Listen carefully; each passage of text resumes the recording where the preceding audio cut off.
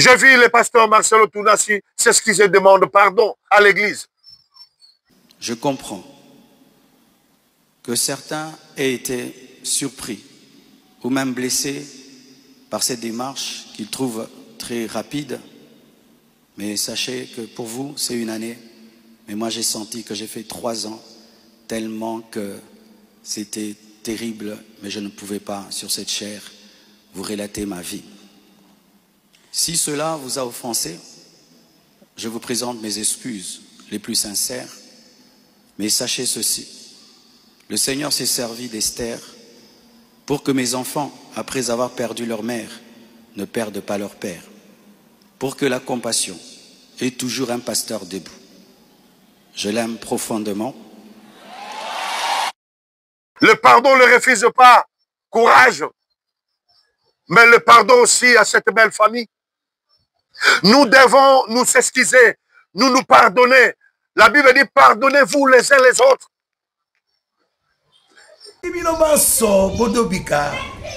Et si Kaya Rouge va commis, abonnez-vous. Ah, naïbi beaucoup tout dans même modéro. Otindi biso biso pe to zipe musabina biso to tché. To après to dobika. Siko to dobika. Wapi na esprit Bower télévision. Ou wapi si Kaya prophète Bower. Yemoko si a pambolichen. Motonyo sa ko dobika. Azo sa ba bénédiction. Il y a prophète Bower Yemoko. Alors abonnez-vous massivement. Je vous dis. Shalom, très chers internautes, shalom à vous, bonjour, bonsoir, dans le ville, dans le pays que vous nous suivez à ces moments. Nous vous saluons par le nom de notre Seigneur Jésus-Christ, dont nous sommes serviteurs. Nous venons encore auprès de vous pour faire quelques analyses, comme d'habitude, donner quelques pensées. Nous avions dit l'autre fois, juste faire des analyses constructives, des analyses qui vont construire, pas des analyses bidons. Vous savez, tel que nous sommes là, moi particulièrement, je suis africain, je suis fier d'y être. Nous prions, nous connaissons Dieu en partie, parce qu'il n'y a personne qui connaît Dieu dans sa totalité, ou dans la totalité. Et chaque personne a son origine, chaque personne a sa culture, chaque personne vient de quelque part. Moi, je suis africain, ma chrétienté, ma foi chrétienne n'exclut pas de respecter ma culture africaine. Chaque peuple doit respecter sa culture. Chaque ethnie a l'obligation de respecter sa culture. Il y a des histoires, il y a des choses que le Kouyou, le Nilotique, le Français, les Arabes font, mais vous verrez que Bantou ne peut pas le faire. Il y a aussi des choses que Arabes fait, que, je donne l'exemple, selon les cultures, vous verrez, il y a des limitations. Chacun doit rester de ce qu'on lui a prescrit par rapport à sa culture. Chez nous, les Africains, on n'insulte pas les morts. On ne méprise pas quelqu'un qui est déjà parti. Alpatresse, plutôt on honore les morts. Chez nous, les Africains, si quelqu'un est mort, la femme est partie, l'homme est parti, c'est interdit chaque fois de parler son nom en mal. Mais c'est comme si beaucoup pensent faire plus que nos aïeux. Beaucoup ont amené la mondialisation. Ils ont amené la démocratie. La démocratie, liberté d'expression. Oui, c'est pas mauvais, mais il faut rester dans les bords des anciens. Nous sonnons la trompette, mon frère, ma soeur. Tu nous suis de partout. Au Gabon, Libreville, je vous salue. Je salue nos frères africains de la Côte d'Ivoire. Je vous salue. Que Dieu vous bénisse. Sans oublier nos frères de la Guinée équatoriale. Pourquoi pas Guinée-Conakry. Nos frères du Cameroun, du Douala. Je vous salue.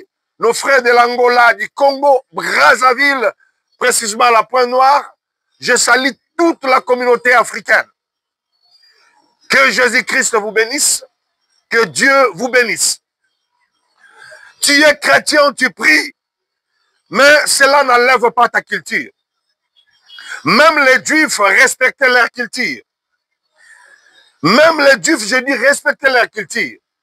Chez nous, le Bantou, il y a encore une autre chose que j'ai pensé à vous dire, que au moment des deuils, les gens qui ne se sont pas attendus profitent pour se réconcilier. C'est une bonne culture pour nous. Ce n'est pas toute la coutume qui est mauvaise. Nous prenons ce qui est bon et nous rejetons ce qui est mauvais. C'est-à-dire, nous prions, par rapport à mon analyse aujourd'hui, beaucoup de gens prient. L'église est remplie de chrétiens, l'église est remplie de gens qui viennent prier, chercher le mariage, chercher la bénédiction matérielle.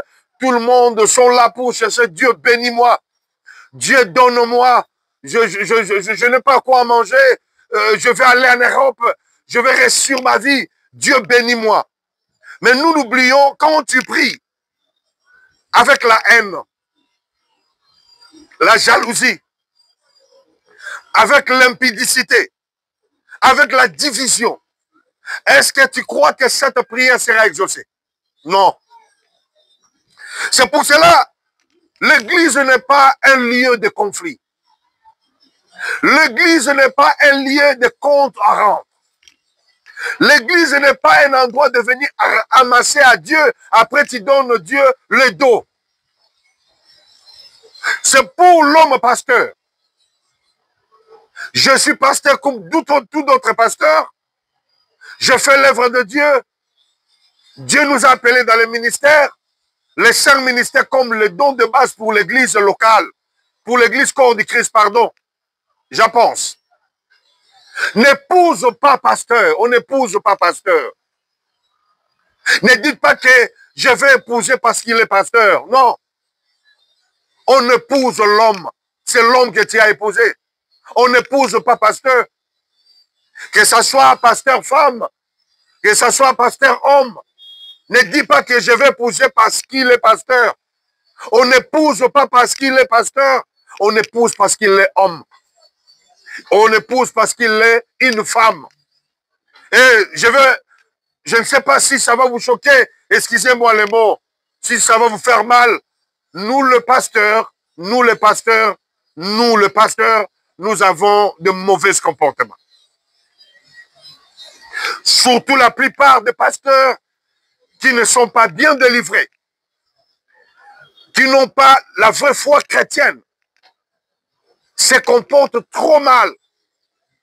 Je vais expliquer. Il y a beaucoup des anciens sorciers dans nos quartiers, que nous sommes grandis. Aujourd'hui, nous sommes devenus de pasteurs, de prophètes. Il y a tant des histoires. Je vais y arriver. Maintenant, le problème en est, tellement il y a trop des infiltrés au sein de l'Église, je demande à tout chrétien de faire attention, d'être vigilant. Que personne ne méprise ta foi, que personne détruit ta foi en Christ. Problématique de l'Église aujourd'hui, ce n'est pas parce qu'il y a plein de monde, ce n'est pas parce que l'Église, il y a des églises locales qui manquent même l'argent de loyer. Ce n'est pas ça les problématiques. Les problématiques, ce manque, crise de la nouvelle naissance. Beaucoup prient ne sont pas convertis. Y compris le pasteur, il y a des pasteurs qui ne sont pas convertis. Il y a des pasteurs non baptisés. Il y a des pasteurs qui font des choses bizarres. C'est pour cela que je vais ouvrir mon analyse pour sonner bien la trompette de prédicateurs scandalés qui scandalent les gens. Dieu ne nous a pas appelés de scandaler chaque fois les gens. Dieu ne nous a pas appelés d'amener les scandales. Jésus avait dit un jour, malheur par qui le scandale est arrivé. Nous ne sommes pas là pour amener les scandales dans nos prédications. Chers chrétiens, enfants de Dieu, quand tu vis dans une église, je ne sais pas où tu pries, je ne sais pas ta confession, je ne sais pas ta religion. Mais moi, je parle de la chrétienté, car la chrétienté n'est pas un slogan, mais c'est une vie. On vit la chrétienté. Si tu vis dans une église dont votre pasteur, votre maman pasteur, votre diacre, votre enseignant, votre prophète, vous enseigne pas ces choses, il faut sortir de cette église. Si on vous enseigne pas la croix du Christ, si nous sommes réunis aujourd'hui, c'est à cause de quelqu'un qui était mort pour nous. Si on vous enseigne pas le nom qui est au lever de tout notre nom, le nom de Jésus, sort de cette église. Si on vous enseigne pas le pardon du péché, tous péchés sont pardonnés par Christ, sort de cette église. Si on vous enseigne pas la réconciliation, Christ nous a le seul ministère de la réconciliation.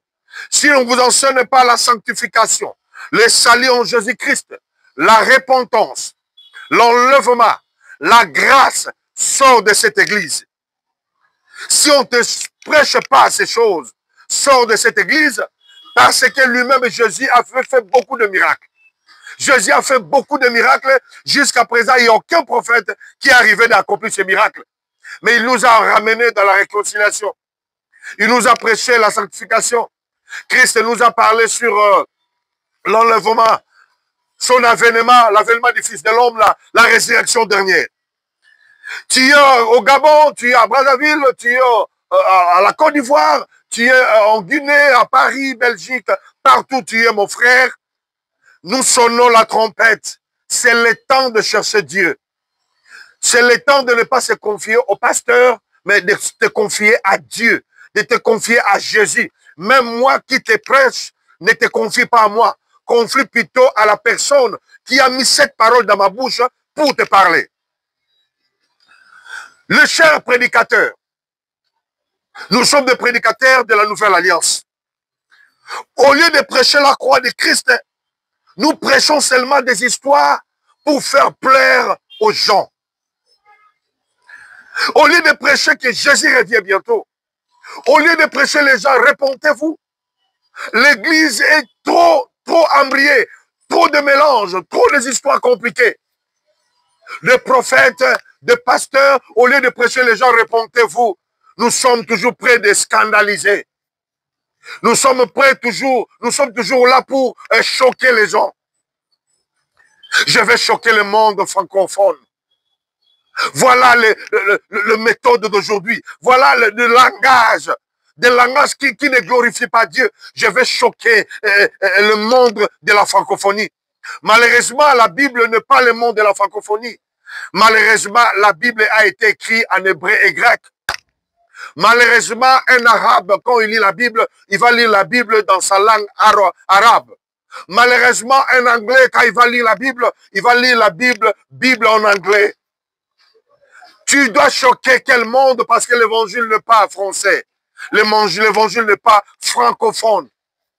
Chers prédicateurs, cessons de scandaliser le peuple de Dieu. Oh, nulle part, aucun verset dans la Bible, dans la Nouvelle Alliance, Dieu nous a demandé de lui aimer. Voilà des propos qui choquent. Voilà des propos scandaleux. Ce sont des inspirations du monde des ténèbres. Ça ne vient pas de Dieu. Après avoir dit ça, ça ne va rien amener, ni le salut, ni la guérison spirituelle, ni la guérison physique. Mais quand tu prêches à Dieu, tu prêches à quelqu'un, pardon, tu lui dis, Dieu t'aime, répands-toi, cherche Dieu, il y aura la guérison spirituelle. Trop de spectacles aujourd'hui dans l'église. Tout le monde veut se faire voir qu'il connaît. L'église commence à... L'église fait naître aujourd'hui, fait naître des évêques, des superstars, de prophètes. Quand l'église commence à concevoir trop de prophètes, il y a un problème. Le problème, c'est la fin du temps. Donc Jésus revient bientôt. Il y a trop de prophètes, les sacerdoces deviennent saturés. Trop de prophètes. Nous ne comprenons pas qui est qui fait quoi. Où sont partis les évangélistes? Où sont partis les gagneurs d'âmes? L'église n'évangélise plus. L'église n'entre plus dans l'évangélisation. L'église ne gagne plus les âmes. Pourquoi? Crise de la nouvelle naissance. Crise de la nouvelle naissance. crise de la repentance. Et nous, les pasteurs et les fidèles, nous avons une crise de la nouvelle naissance. Et les prédicateurs d'aujourd'hui ont toujours tendance de chercher la foule. Ils cherchent la foule. Il faut que les gens viennent beaucoup dans son église. Les conforts, l'élévation, la mode, l'orgueil, l'impulsivité, la méchanceté dans leurs propos. Pourquoi? Il y a des conférences qui se passent aux États-Unis d'Amérique. Ils ont allé dans les conférences, ils vont faire des contrats. C'est ça, beaucoup de pasteurs ont entré dans l'occultisme sans le savoir. Si tu vois un pasteur devient impulsif, il fait des propos bizarres pour choquer le monde, pour choquer le peuple de Dieu. Allez-y, il n'a pas une âme. On ne connaît pas un pasteur parce que, comme moi je parle, mais un pasteur doit être un pasteur de cœur. Le pastoral, c'est la bergerie. Pas pour scandaler le peuple de Dieu, pas pour choquer le peuple de Dieu, pas pour détruire les âmes, pour ramener les âmes vers le Père. Et beaucoup ont allé chercher la magie pour avoir la foule. Pourquoi ils cherchent cette foule? Parce que quand il y aura des sacrifices, vous n'allez pas constater qu'il y a 2 personnes qui meurent.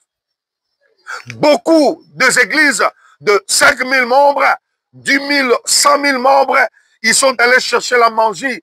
Quand les gens vont venir, une foule immense de gens viennent de partout dans le monde prier dans cette église. Mais quand les sacrifices se passent, personne ne saura que 2 personnes sont mortes, une personne. Et il y a des églises chaque année, il y a des gens qui meurent, mais vous n'allez pas constater parce que c'est une grande foule de gens. Et les pasteurs homosexuels sont devenus habituels aujourd'hui dans l'église. Car, comme avait dit le prophète Daniel, lorsque vous verrez l'abomination qu'avait parlé le prophète Daniel, et la désolation, allez dans le lieu très saint. Celui qui la lit, faites attention. L'abomination est là. C'est pour cela, ici chez nous à Kinshasa, il est soucieux de répondre à ces manquements. J'ai vu le pasteur Marcelo Tounassi, c'est ce qu'ils demandent pardon à l'église. Le pardon ne le refuse pas. Courage. Mais le pardon aussi à cette belle famille. La réconciliation, c'est cette belle famille. Soit on est chrétien, soit on ne l'est pas. Nous devons nous excuser, nous pardonner. La Bible dit, pardonnez-vous les uns les autres. Est-ce qu'on ne peut pas se réconcilier avec cette famille? Ils ont perdu leur très cher enfant, fille blanche. L'église t'ont pardonné, pasteur, moi aussi je t'ai pardonné. Les corps de Christ t'ont pardonné. Nous avons aussi besoin de l'aval de cette famille. La première dot de ta vie. La première argent, que tu avais doté une femme de ta vie, c'est blanche. Elle n'est plus que ça n'aille en paix. Mais tu devais réconcilier de cette famille, avec cette famille. S'excuser aussi auprès de cette famille. Chercher l'unité, renforcer l'unité. Demande aussi pardon à ces parents-là. Ce sont les parents qui t'ont réussi. Ils t'ont aussi nourri. Ils t'ont aussi accepté dans leur famille comme fils. Ici, chez nous, nous déplorons des serviteurs de Dieu impulsifs. Et fait avoir beaucoup d'argent. Il y a un autre prophète ici à Kinshasa que j'étais le nom. Il quitte Kinshasa pour aller se coiffer à Bujumbura. Mais tandis qu'il y a des églises locales, il c'est un homme millionnaire, mais il y a des églises locales qui manquent même les loyers. Voilà l'argent de la magie, l'argent de l'occultisme, de l'homosexualité dans le monde. Un pasteur homosexuel, voilà maintenant ce qui nous arrive aujourd'hui. C'est pour ça que la Bible dit, vous le reconnaîtrez dans leurs fruits. Leur manière de parler, leur manière de faire des choses, sont orgueilleux, sont hautains. Écoutez encore cette pensée. Si vous lisez Matthieu chapitre 7, verset 23, le premier verset qui me fait peur tous les jours quand je me réveille, ça me fait trop peur. J'ai froid aux yeux, j'ai froid au cœur, des larmes coulent mes yeux à cause de ce verset. Jésus dit, ça c'est Jésus. Jésus qui nous a donné le ministère dit ceci. Plusieurs viendront sous mon nom, plusieurs parleront sous mon nom, plusieurs prophétiseront sous mon nom, et je leur dirai ouvertement ce jour-là, je vous ai jamais connu. Ils diront, Seigneur, je n'ai pas prophétisé à ton nom. Je n'ai pas parlé à ton nom. Je n'ai pas enseigné à ton nom. Mais il leur dira ouvertement, je ne vous ai jamais connu. Voilà la raison pour laquelle que moi, je me sers à Jésus. Je dis, Seigneur, que je ne sois pas parmi les gens qui amènent les scandales dans ton œuvre. Deuxième verset aussi qui me fait peur, c'est Jacques chapitre 3, verset 1. La Bible dit, il ne faut pas qu'il y ait un grand nombre de ceux qui enseignent la parole de Dieu. Il ne faut pas qu'il y ait un grand nombre de ceux qui enseignent l'évangile. Jacques chapitre 3, verset 1, car ils seront sévèrement jugés. Il ne faut pas qu'il y ait un grand nombre. Beaucoup de gens prêchent, beaucoup de gens parlent, mais nous serons sévèrement jugés. Nous devons faire selon les modèles. Dernier verset qui me fait peur. Ésaïe chapitre 4, verset 1. À cet temps-là, 7 femmes saisiront ce jour un homme. Elles diront, laisse-nous manger nos pains, laisse-nous prendre nos habits, laisse-nous faire quoi que ce soit, mais nous voulons seulement porter ton nom. Beaucoup portent le nom de Jésus, mais Jésus n'est pas né. Beaucoup portent le nom de Jésus, mais ils ne sont pas appelés fils de Dieu, ils ne sont pas appelés enfants de Dieu. Et l'Église, écoute-moi, chers chrétiens du monde entier, chers chrétiens africains, l'heure est grave, nous sonnez la trompette. Ne demande pas les dons de miracle. Le même jour où tu as reçu Jésus dans ta vie, le miracle t'a accompagné. La Bible dit, voici les miracles qui accompagneront ceux qui auront crié à mon nom. À mon nom, vous chasserez les démons. À mon nom, vous prierez, vous aurez de nouvelles langues. À mon nom, vous saisirez des serpents, les scorpions. Et à mon nom, rien ne pourra vous nuire. C'est ça le miracle. Le premier miracle, c'est la nouvelle naissance, la repentance. Ne demande pas les dons de la prophétie, c'est un don qui vient du Saint-Esprit. Le temps est tellement difficile, il y a tellement de faux pasteurs, de faux prophètes qui veulent détruire l'église de Dieu, qui veulent dépeupler le royaume des cieux. Je demande à tout chrétien, demande les dons de discernement des esprits. Les seuls dons que l'église du temps de la fin en a besoin. Que tes yeux soient ouverts, que Dieu puisse ouvrir les dons de discernement des esprits sur toi. Cher pasteur, le fait de diriger ne veut pas dire tu es supérieur ou suprême aux gens que tu diriges. Nous prêchons les gens que nous prêchons. Il y a des intellos, il y a des professeurs des universités, des docteurs en droit qui ont étudié plus que nous. Mais nous portons seulement la charge de leur enseigner, de leur montrer la voie du salut. Le salut en Jésus-Christ. Ramenez le message de la croix. Ramenez le message de la repentance. Ramenons le message de la grâce et de l'enlèvement. Je vous salue, je vous aime. Je salue particulièrement Maman Chacha, Tati. Je vous salue, Maman Feli. Je vous salue derrière la caméra. C'était Maman Nadine Lessé, notre monteur, notre caméraman. Et je salue encore Maman Amida Yayesu. Je vous salue Maman Amida Yayesu. Je salue Maman Edoxy, Maman Virginie Diasonama, Pasteur Lebokanda. Je vous salue, Pasteur Hervé, Frère Hervé, Pasteur Constant. Je vous salue, grande dame. Je vous salue, Beverly Betoko reçoit mes salutations. Nicole Kanda, la servante de Dieu Rosette à Brazzaville. Junior Yayesu, évangéliste, que Dieu te bénisse. Sans oublier l'évangéliste Pava Diamasita, je vous bénis.